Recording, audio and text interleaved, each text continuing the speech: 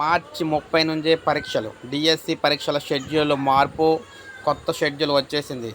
ఈ నెల 30 నుంచి ఏప్రిల్ 30 వరకు ఉపాధ్యాయ నియామక పరీక్షలు. హైకోర్టు ఉత్తర్వుల మేరకు షెడ్యూల్ మార్పు. పాఠశాల విద్యా కమిషనర్ వెల్లడి.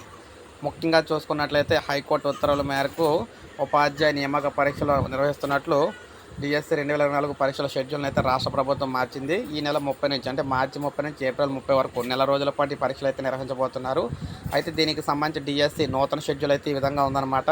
మార్చి 30 నుంచి ఏప్రిల్ 3 వరకు 2 సెషన్లు, రోజుకు 2 సెషన్ల చొప్పున 10 సెషన్లో సెకండరీ గ్రేడ్ పరీక్షలు అయితే మనకు పెట్టడం అయితే ఎస్జిటి పోస్టులకు సంబంధించి ఎగ్జామ్ పెట్టడం జరుగుతుంది.